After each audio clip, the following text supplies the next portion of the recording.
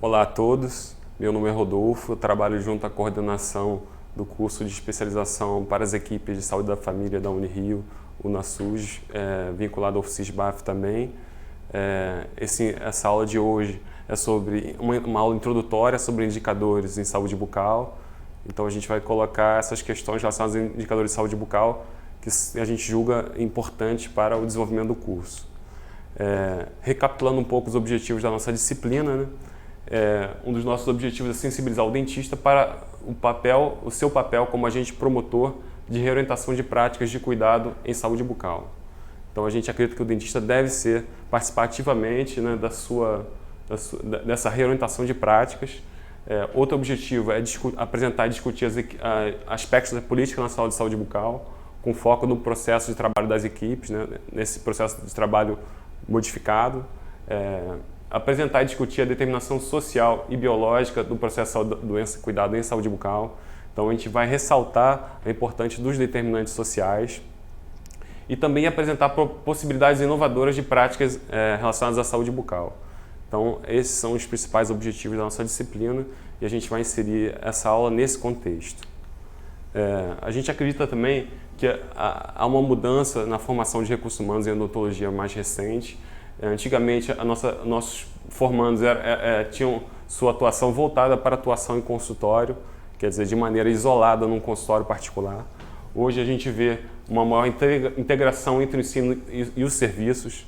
No caso, integração com a estratégia de saúde da família, uma coisa que a gente vê muito hoje em dia, que é o ideal. Antigamente a formação era isolada, ele atuava sozinho e hoje há uma grande interatividade com outras áreas. E é um preparo para ações interdisciplinares e também intersetoriais, que não sejam restritas ao setor saúde. Então hoje o formando vai estar mais preparado para isso. Antes também a cadeira odontológica era o único local e até um requisito para o cirurgião dentista trabalhar. Hoje a gente vê que o dentista pode trabalhar e muito longe do espaço do consultório, longe da cadeira. E antigamente também os problemas bucais eram considerados de maneira isolada e hoje a gente pensa os problemas e as suas associações com problemas sistêmicos, as repercussões de determinantes sociais desses problemas de saúde bucal. E antigamente a saúde bucal era medida muito exclusivamente através do CPOD e hoje a gente vê os determinantes sociais da saúde e a influência nesse CPOD, e assim como indicadores de qualidade de vida relacionada à saúde e relacionada à saúde bucal. Quer dizer, você verificar, ao invés de verificar somente a doença em si, a gente vê o impacto desse problema de saúde na vida diária das pessoas, que muitas vezes é mais importante do que a doença em si. Atualmente a gente ainda convive um pouco com os dois modelos, né? Então a gente colocou aquela questão, a formação ideal e a formação antiga, né? Mas hoje em dia a gente ainda convive um pouco com os dois modelos, com o modelo fragmentado e com o novo modelo que visa a integralidade, né? Então esse autor, Adriano Maia dos Santos, coloca que a prática de saúde bucal é plena de conflitos e contradições e se constitui em potencial ferramenta de mudança dos processos de trabalho. Então a gente tem que ter em mente que a gente está construindo um novo processo de trabalho e muitas vezes a gente tem que conviver com esses dois modelos, o modelo antigo e o modelo novo, né? Bom, então tem muita discussão em cima da mudança real das nossas práticas em saúde bucal, ou se isso, com a implantação da estratégia de saúde da família, foi só semântico, né? Se a gente continua numa unidade básica de saúde, atuando da mesma forma, ou se a gente realmente atua de maneira integrada, né? Então, trabalhos mostraram que as experiências trouxeram importantes avanços e que são mais do que modificações meramente semânticas, né? Então, a gente pode pensar que a gente está caminhando para mudar, além só da mudança de nome, vamos dizer assim, da saúde da família. Mas, mesmo assim, a gente ainda vê limites ao direito universal de acesso e isso a gente ainda tem muito a caminhar, principalmente na questão do acesso. Então, a gente considerando a estratégia da família e o conceito ampliado de saúde, pensando na questão dos indicadores, a gente tem desafios na maneira de medir saúde. A gente considerando a saúde de maneira ampla, um bem-estar físico e emocional de maneira mais ampla, a gente fica mais difícil medir, porque não basta a gente contar indivíduos doentes, vamos dizer assim. Então, a gente tem que ver outras dimensões e a gente tem que ver indicadores mais amplos, né? Então, fazendo uma discussão em cima disso, a gente poderia medir, por exemplo, placa bacteriana sobre superfície dentária, poderia medir. A gente pode medir acúmulo de placa clínica, né, sobre superfície dentária. A gente pode medir lesões iniciais de cárie, no caso aqui um molar em erupção que merece uma atenção especial, por ainda está fora da oclusão, então não existe uma autolimpeza da mastigação. A gente pode medir essa presença de lesões iniciais de cárie, a gente pode medir. A gente pode medir a doença em si, no caso aqui a doença periodontal, presença de cálculo, perda óssea, a cárie dentária, lesões de cárie dentária. A gente pode medir? A gente pode e deve medir. A gente pode medir a questão da inserção daquela criança, daquele indivíduo em algum programa de saúde escolar, por exemplo, no caso aqui ele recebendo uma escova de dente. A gente pode e deve medir, até por conta porque isso aqui pode ser influenciado na saúde daquela criança, com certeza. A gente pode medir as questões de moradia, de habitação, questões da própria família, quem gerencia aquela família está empregado ou está desempregado, as condições de habitação em si. A gente pode medir, por exemplo, se a casa daquela família ela foi vítima de um deslizamento, por exemplo, se há presença naquela comunidade de valões, por exemplo. Então, a gente pode e deve ir além de medir aspectos só exclusivos da saúde, né? Isso aqui, pensando no conceito ampliado de saúde, também é saúde. Não é só um determinante social, mas influencia diretamente na saúde. Então a gente tem várias questões a medir que não são só no indivíduo, que estão na comunidade, e a gente vai discutir isso ao longo do nosso curso e ao longo da disciplina. Então o que a gente como a gente pode conceituar indicadores em saúde? São medidas síntese que contêm informação relevante sobre atributos e dimensões do estado de saúde. Então, através desses indicadores, a gente pretende resumir aqueles dados e apresentar um reflexo da situação sanitária da população. Isso aí pode ser usado na questão da vigilância das condições de saúde daquela população. Então, algumas propriedades importantes dos indicadores. Eles têm que ser vários, né? Eles têm que medir aquilo que eles se propõem a medir.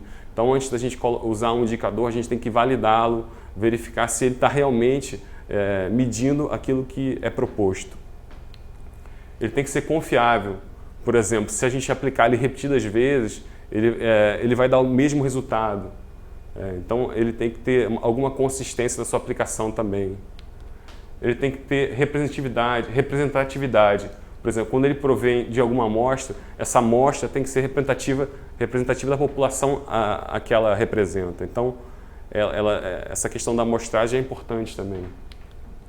Ele tem que ter uma cobertura boa, quer dizer, se você usar indicadores construídos a partir de bases de dados, por exemplo, o SINASC, que é o Sistema de Informação de Nascidos Vivos, apresenta ampla cobertura, por exemplo.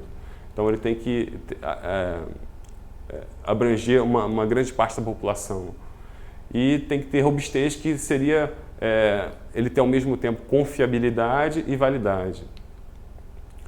Outro aspecto importante é o poder discriminatório. Quando a gente usa um indicador, a gente quer usar ele para comparar diferentes áreas e também para, após uma intervenção, reavaliar. Então, a gente tem que ter um indicador que ele vai poder discriminar o real impacto daquela intervenção. Quer dizer, você mediu antes e depois da intervenção e você vai ver que modificação daquela pode ser atribuída à intervenção que você fez na saúde daquela comunidade, por exemplo.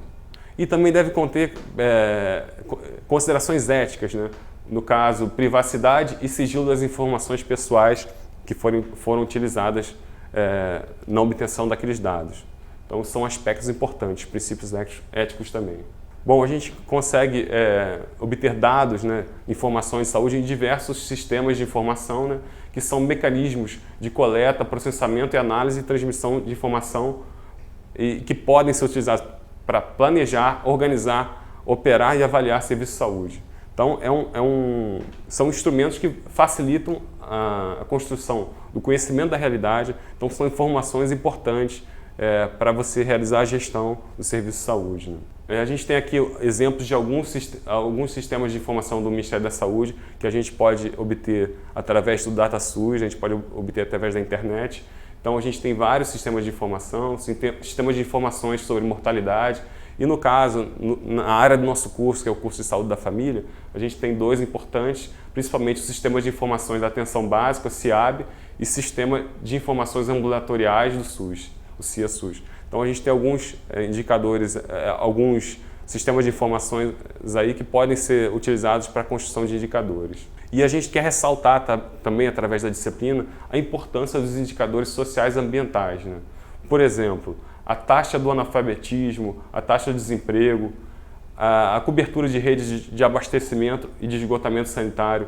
Essas questões, elas também devem ser levadas em conta até na questão da priorização do cuidado odontológico, por exemplo. Se você tem uma família com analfabetismo, desemprego, baixa cobertura de abastecimento de água, a gente tem que ter um cuidado especial, um cuidado prioritário. Então, esses fatores também são importantes até para o nosso planejamento.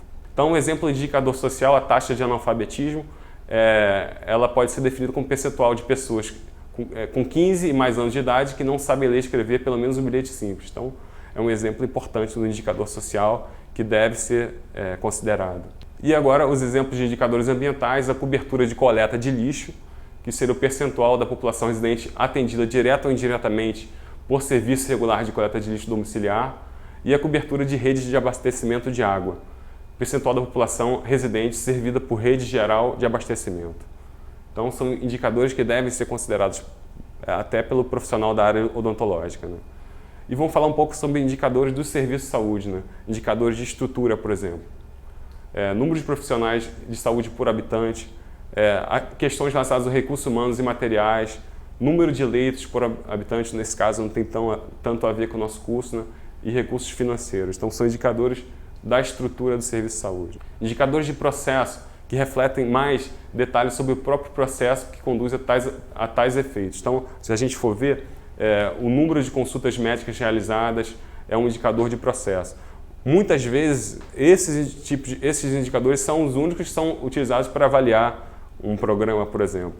E isso não é o que é mais satisfatório, porque as consultas médicas realizadas não se justificam em si mesmas. Elas se justificam se forem resultar num desfecho positivo relacionado à saúde. Então, a gente tem que dar sempre preferência para utilizar indicadores de resultado, que são, por exemplo, redução na morbidade, no caso de doenças, né?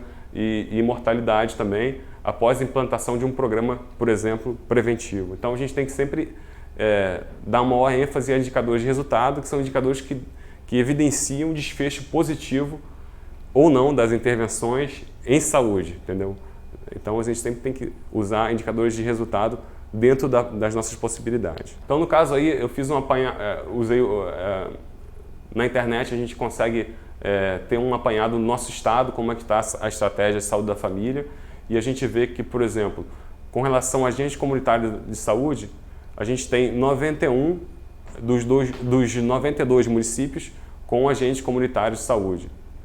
No caso aqui existe o teto, né, de 40.280, que é um teto do Ministério da Saúde, e a gente tem, no total, implantado 13 mil. Então, a gente tem um pouco a caminhar, né? Mas a gente vê uma proporção de cobertura populacional estimada de 47,38%. Né? Com relação a presença de equipes de saúde da família, a gente já tem um pouquinho menos, né? 89 municípios do nosso estado do Rio de Janeiro com equipe de saúde da família. No caso, a gente tem um teto de 6.711 equipes, mas temos 2.013 implantadas efetivamente, com uma cobertura populacional estimada de 42,16%. E com relação à saúde bucal, a gente está um pouquinho aquém ainda, 76 municípios com equipe de saúde bucal, com 708 equipes implantadas. Então a gente tem um pouquinho, 708 equipes na modalidade 1 e 183 na modalidade 2. Então a gente tem no total aqui, vamos dizer assim, que se considerar implantado, por volta de 900 equipes implantadas mesmo, efetivamente, né? E a gente tem um pouco a caminhar em relação à equipe de saúde da família propriamente dita. Então a gente tem um pouco a caminhar, mas a gente vê que a gente vem caminhando ao longo dos anos. Esses são dados de junho de 2012. Isso a gente pode obter, esses dados a gente pode obter através da internet. E no caso daqueles dados, o teto de agentes comunitários de saúde se refere ao número total de agentes comunitários de saúde aprovado pelo Ministério para receber incentivo federal. Ele é obtido através da população do IBGE dividido por 400, que é o número mínimo de pessoas recomendado para acompanhamento por cada agente comunitário de saúde. E a estimativa de população coberta por cada equipe de saúde da família, naquela tabela, foi obtida através do número de equipes de saúde da família, multiplicado por 3.450, que é a média de pessoas acompanhadas por uma equipe de saúde da família. E o teto de equipe de saúde da família, ele se refere ao número de equipes de saúde da família aprovadas pelo Ministério da Saúde para receber incentivo e é obtido pela população estimada do IBGE sobre 2.400, que é o número mínimo de pessoas recomendado para acompanhamento por cada equipe de saúde da família. Então a gente vê que a gente está caminhando, né, com a estratégia. E agora vamos falar um pouco sobre os indicadores e índices em saúde bucal especificamente, né? Então, existe sempre aquela discussão, né? Como é que a gente pode medir a ocorrência da doença? Como a gente pode fazer isso? Contando o número de indivíduos doentes? E se, no caso, as doenças bucais mais prevalentes, né? Se existir um grande percentual da população com essa doença? Por exemplo, a cárie, que é uma doença bucal muito prevalente. Então, a gente tem várias questões relativas a como medir essa doença da população, né? E para que medir, né? Para a gente poder planejar nossas ações de saúde. Para planejar qualquer cuidado de saúde, precisamos determinar a intensidade da doença em todos os grupos da população. Então, esse que é o objetivo maior, a gente poder planejar e avaliar o nosso programa. Então, vamos fazer um pouco de diferenciação entre índices e indicadores, apesar de muitas vezes eles serem utilizados até como sinônimos. Índice normalmente é um valor numérico que descreve a situação relativa de saúde de uma determinada população. No caso, o exemplo da nossa área é o CPOD. Indicadores normalmente são mais abrangentes, eles podem envolver também informações qualitativas e é usado como uma síntese da informação de saúde para aquela área, para aquela comunidade. No caso, um exemplo seria indicadores de acesso ao serviço de saúde, oferta de mão de obra, vamos dizer assim. São indicadores pensando de uma maneira mais ampla um pouco. Então, as principais utilizações dos índices de indicadores seriam para planejamento, para planejar e avaliar serviços de saúde, e também são utilizados muito como pesquisas, né? Vamos falar um pouco sobre o índice de cárie dentária, né, que a gente usa muito. A gente até falou que a gente quer fugir um pouco de usar exclusivamente o CPOD, mas a gente ainda vai usá-lo, né, mas usá-lo de maneira mais sábia. Então vamos falar um pouco sobre as estratégias para a gente usar esse índice de maneira mais sábia, vamos dizer assim. Ele continua sendo o índice mais utilizado em todo o mundo. E quando a gente usa como unidade de medida o dente, ele chama CPOD, né? E quando usa a superfície dentária, né? Que é um índice um pouco mais refinado, a gente chama ele de CPOS. E a gente também pode modificar com inclusão de lesões iniciais de cárie e não só cavitações, né? E há uma grande dificuldade também na utilização do índice de cárie é padronizar um pouco e calibrar os examinadores. Então a gente tem que ter o maior cuidado na calibração dos examinadores quando for trabalhar com CPOD. Que existe uma grande variação no diagnóstico de cárie por diferentes dentistas. E quando a gente trabalha com a dentição decídua em crianças, a gente tem o CLD e o COS, e a mais importante modificação é que a gente, ao invés de usar o componente perdido, a gente usa extração indicada, uma vez que o perdido pode ser uma esfoliação, uma esfoliação apenas e não uma perda por cárie. No caso, quando a gente trabalha com esse de cárie, o perdido tem que ser perdido por cárie. Então a gente tem alguns problemas e limitações do CPOD. O CPOD deve ser expresso para cada idade ou grupo etário por ter caráter cumulativo com o aumento da idade. Então, se a gente for pensar no CPOD, a gente tem que sempre usar ele para uma determinada faixa etária. Não adianta a gente pegar o CPOD e comparar a população de 12 anos com de 15 anos, vamos dizer assim, porque ele tem um caráter cumulativo em relação à idade. Então, ele expressa mais uma situação passada, não expressa a presença da doença na sua forma ativa e não diminui. Quer dizer, se você trata uma população, aquele dente passa de cariado para obturado ou restaurado ou para perdido, de acordo com o tratamento. Então, quando você vai usar ele para avaliar uma intervenção em saúde, você tem que considerar depois seus componentes, porque se você usar o CPOD por si só, você pode não conseguir diferenciar aquela população que foi tratada, que recebeu a intervenção. E no caso, para colocar um exemplo, né, 3 pacientes com CPOD 4, né, e eles podem ter situações bastante diversas. Por exemplo, o paciente 1 pode apresentar 3 lesões em esmalte e uma lesão de cárie em dentina. E o paciente 3, 4 lesões muito profundas envolvendo superfícies proximais. E o paciente 3 que perdeu 4 dentes, quer dizer, já tem um caráter mais passou por algum tipo de mutilação, né, dentária, então perdeu 4 dentes. Então a gente tem pacientes com o mesmo índice de cárie, né, com o mesmo CPOD, em situações bastante diversas. Por conta disso, a gente tem sempre que trabalhar os componentes do CPOD, ao invés de ficar trabalhando o índice por si só. Então, algumas soluções, né? Uso sempre em pacientes da mesma faixa etária, uso dos componentes e uso do CPOD modificado, incluindo lesões iniciais de cárie, para refletir também um pouco da atividade de cárie do paciente. Também, pensando na utilização do CPOD para detectar características dos serviços, como é que a gente pode usar esse índice, né?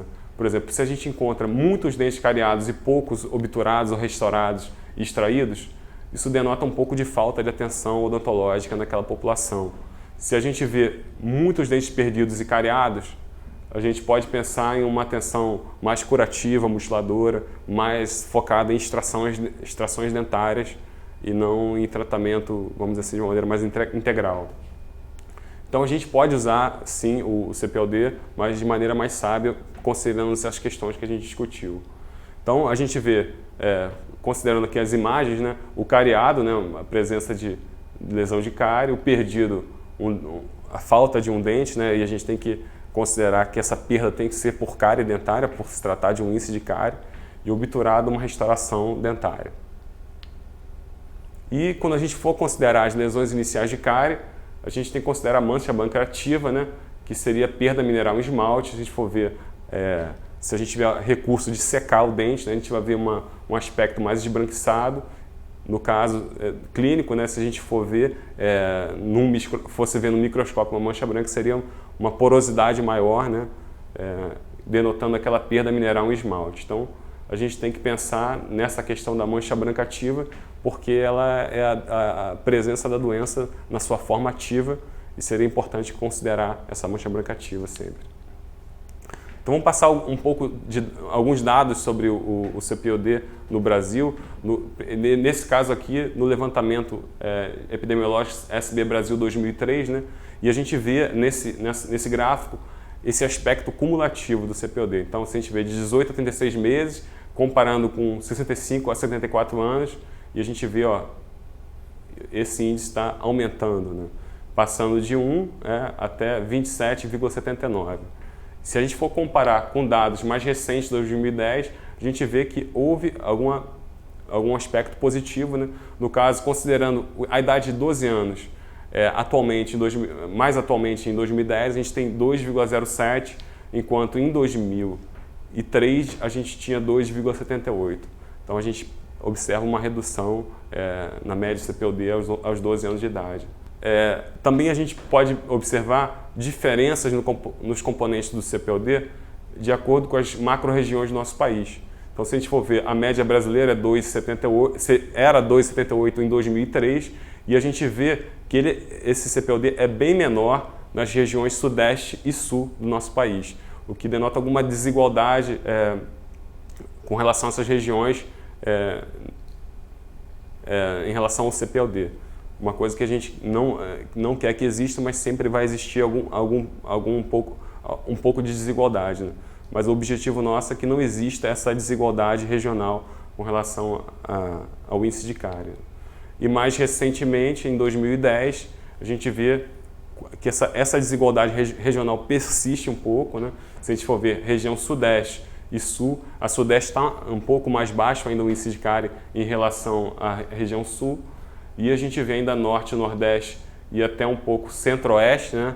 Com o índice de cárie mais alto, um pouco mais alto, o que não é uma coisa ideal, mas ainda persiste na nossa realidade do nosso país. Então, essa tabela de um artigo recente, né, de 2012, depois eu vou falar que é um suplemento especial do Caderno de Saúde Pública sobre Vigilância à Saúde Bucal, um trabalho de Roncalli et al., e ele verificou uma confirmação da tendência do declínio de cárie na população de 12 anos, né, com uma queda de 25% em relação a 2003, nos dados que a gente verificou no levantamento de saúde bucal em 2010. Então a gente verificou uma queda importante no índice de cárie dentária na população dos 12 anos de idade.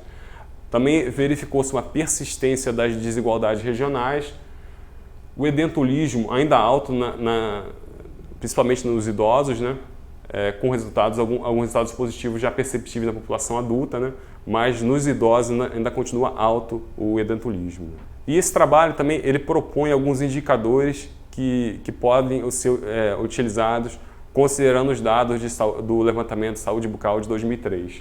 Então, ele propõe um indicador, por exemplo, de cárie não tratada, a ser utilizado com 5, 12 e de 15 a 19 anos. Então, como se calcula esse indicador? O total de dentes cariados, quer dizer, o componente cariado do CPOD, né, mais total de dentes restaurados, mais cariados, que seriam dentes que tiveram a restauração, mas se encontram no momento cariados, sobre o CPOD total vezes 100, que seria um percentual. Então, com isso aí, a gente consegue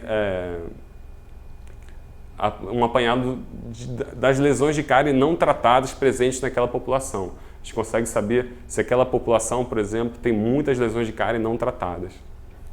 Outro indicador que esse mesmo trabalho propõe é um índice de cuidados odontológicos, para ser utilizado com 5, 12 e 15, 19 anos. Então, ele é calculado pelo total de dentes restaurados sobre o CPOD total vezes 100. Então, ele verifica o quê? Se foi realizada naquela população uma intervenção, no caso, foram realizadas restaurações, né? Então, se a gente for ver aqui resultados para o Saúde Bucal 2003, levantamento de 2003, a gente vê que aos 5 anos de idade, a gente tem, por exemplo, 12,86% nesse índice de cuidado, na média brasileira, né? No Brasil inteiro. E na região Nordeste, 4,67%, quer dizer, bem menor esse índice de cuidado. E na região Sudeste, 20%, aos 5 anos de idade. Considerando os 12 anos de idade, 32,73% no Brasil e 18,81% no Nordeste e 52,17% aos 12 anos na região Sudeste. Então a gente vê uma desigualdade regional, né? E se a gente for pensar a região Sudeste, a gente tem um índice de cuidado consideravelmente elevado em relação ao Nordeste, que seria de 52,17%. Então esse índice vai nos permitir avaliar se aquela população, se ela recebeu algum cuidado odontológico através de restaurações.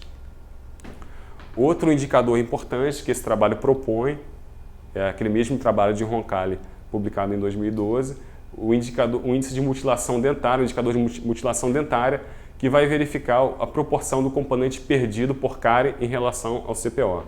Então, como ele vai ser calculado? O total de extraídos por cárie sobre o CPOD total multiplicado por 100. Então, ele vai ver o percentual das pessoas que tiveram realmente um tratamento mutilador, com perda do elemento dentário. Então, se a gente for ver os resultados de 2003 na população de 65 a 74 anos, que é a população que é mais afetada por essa questão da mutilação, a gente vê 92,95%, né, desse índice, né, de mutilação dentária nessa população. E se a gente for ver na região Sudeste, é de 94,55% e na região Nordeste é 92,41%. Então a gente vê que nessa população idosa, né, há um índice muito grande de mutilação dentária. Essa população ela sofreu, né, um tratamento muito visando a extração dentária, que não é o ideal, né? E isso ainda continua, né, por conta desse caráter cumulativo que a gente falou do índice de cárie dentária. Então isso pode ser um panorama causado por intervenções anteriores, mas que ainda continua refletido nos indicadores da nossa população. Então esse é a publicação importante que eu falei, que é uma publicação sobre vigilância à saúde bucal no Brasil, onde diversos trabalhos, né, dentro desse suplemento são relacionados ao tema, então eu recomendo a leitura. Ele foi publicado nesse ano agora, 2012, pelos Cadernos de Saúde Pública, uma revista da Escola Nacional de Saúde Pública, então um periódico muito importante. Então esse trabalho eu recomendo a todos, né, uma leitura cuidadosa. Vou falar um pouco agora sobre outro tipo de indicador, né, que seriam os indicadores de qualidade de vida relacionados à saúde bucal, que ele decorre um pouco da gente ter a necessidade de contemplar dimensões maiores que não são as dimensões apenas clínicas, apenas biológicas, né? Então a gente necessita de determinar o real impacto desses problemas bucais, né, que a gente visualiza na vida diária das pessoas. Por exemplo, se uma criança deixa de comer por conta de algum problema bucal, se um adulto deixa de ir ao trabalho, se uma criança deixa de ir à escola por conta do problema bucal. No caso, se a pessoa está com esse problema, se ela está deixando de sorrir, deixando de ir à escola, o adulto está deixando de ir ao trabalho, com certeza esses casos devem ser priorizados quando a gente for avaliar por que paciente a gente vai começar a nossa intervenção. Então são aspectos importantes, né, que muitas vezes ficavam esquecidos. A gente se detinha mais estritamente nos aspectos biológicos, na presença de cárie, na presença de sangramento gengival e não pensava nessas dimensões psicológicas, nas dimensões sociais, que são muitas vezes mais importantes do que as questões biológicas, né? O paciente pode ter uma lesão de cárie pequena e isso não ter impacto nenhum na vida diária dele, ele não vai deixar de sorrir, mas o paciente pode ter, outro paciente pode ter uma lesão, uma fratura pequena ou até média no incisivo superior e ele por conta disso deixa de sorrir, ele por conta disso deixa de conseguir um emprego, então ele não consegue exercer sua vida diária de maneira tranquila. Então esse paciente merece uma priorização quando a gente for determinar quais são as prioridades do nosso tratamento.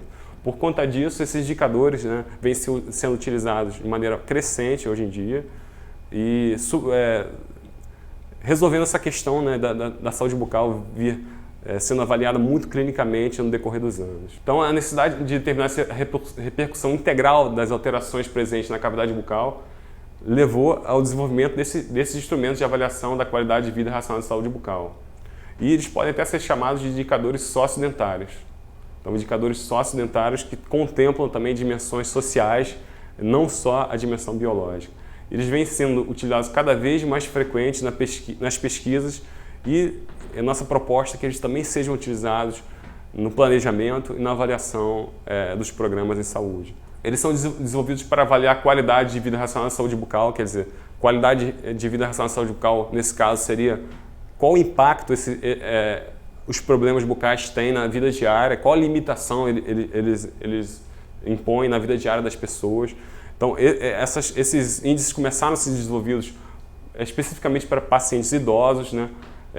Então, a gente tem vários exemplos, né? O ORIP, o GOHAI, que no caso tem até a questão geriátrica no seu nome, né? Que é o Índice de Determinação da Saúde Bucal Geriátrica. O IDP, que seria o Índice de Impacto Odontológico no Desempenho Diário, né? E a gente tem, por longa data, a gente ficou sem índices para serem usados em crianças. E mais recentemente, a gente teve alguns índices para crianças, o CPQ, o ECORIS, para crianças pré-escolares, e o IDP, o IDP infantil, também para crianças de 11 a 12 anos. Né? Então, se a gente for ver, por muito tempo a qualidade de vida relacionada à saúde bucal em crianças ficou desconhecida, né, por uma suspeita das informações que essas crianças poderiam passar, se seria essa informação confiável ou não. Mais recentemente a gente verificou que as respostas dessas crianças são confiáveis, então a gente pode trabalhar com esses indicadores em crianças, né? Então é algo que a gente pode e deve fazer. Então, no caso, a gente vai colocar como exemplo aqui, para a gente entender essa questão dos indicadores, o OIDP infantil, né? Que é baseado no OIDP de adulto e que foi aplicado em crianças tailandesas e se mostrou válido, confiável para medir qualidade de vida em relação à saúde bucal em crianças de 12 anos. No caso, ele foi desenvolvido inicialmente para crianças tailandesas e validado naquela população. Então, a gente vai mostrar aqui o instrumento como né? Então, são verificadas várias atividades, né? Atividades que essa criança faz diariamente, e a gente procura ver se teve alguma limitação ou algum impacto nessas atividades resultantes de algum problema bucal da boca dos dentes, né? No caso, para as crianças, o período que a gente pergunta, né, se teve impacto na atividade de comer, por exemplo, a gente usa 3 meses passados, nos últimos 3 meses, né? Então, se existiu algum impacto na atividade de comer, né? No caso, por exemplo, refeição, sorvete, por conta de problemas bucais ou dentários, se aquela criança deixou de falar claramente por conta de problemas bucais e dentários, se ela deixou de limpar a boca, se ela não conseguiu escovar os dentes, por exemplo, se ela deixou de dormir, se esse problema bucal alterou seu humor, se ela deixou de sorrir, deixou de fazer tarefas e ter contatos com pessoas. Então, no caso, depois de preenchido esse formulário, a gente consegue calcular um índice, né? E esse índice pode refletir o impacto dos problemas bucais naquela criança, a gente aplicar naquela população. Então, é um instrumento que pode ser utilizado para planejar e para avaliar intervenções em saúde. Então, a gente vai dar um exemplo aqui desse relatório SB Brasil 2010, são dados de 2010, né? E onde foram aplicados, foi aplicado o OIDP, no caso a versão para adulto, né? Mas até aplicou para a idade de 12 anos, nesse caso a idade de 12 anos. E a gente vê, ele vai ter um pouco de diferença, né, em relação ao que a gente mostrou na tabela anterior, que já é o índice validado para a população infantil. A gente vê que, por exemplo, nessa idade de 12 anos, a gente vê 17% com algum impacto sobre a atividade de comer. E no caso, sorrir, a gente vê 15% das crianças, né, de 12 anos de idade com algum impacto sobre a atividade de sorrir. E também a gente pode ver, por exemplo, dormir, 9,8%. Então a gente vê que, no geral, o impacto em qualquer uma dessas atividades, comer, escovar os dentes, alteração do estado emocional, contato social, prática de esporte, a gente vê que, no geral, pelo menos uma dessas atividades recebeu impacto por problemas bucais em 34,8% dessas crianças de 12 anos. Então a gente pode pensar que realmente os problemas bucais exercem algum impacto sobre a vida diária, né, dessas pessoas, e isso deve ser considerado quando a gente vai priorizar nosso cuidado. E outra população que a gente viu no mesmo relatório, né, de 2010, agora os idosos, né, de 65 a 74 anos, e a gente vê que nessa faixa etária o impacto é maior, chegando no total de 46,2%, e se a gente for pensar, um impacto maior na questão do comer, né? 35,7% das pessoas com essa faixa etária de 65 a 74 anos de idade apresentam um impacto nessa atividade de comer, né? O que pode refletir aquilo que a gente mostrou nos dados anteriores, as questões relacionadas ao edentulismo, né?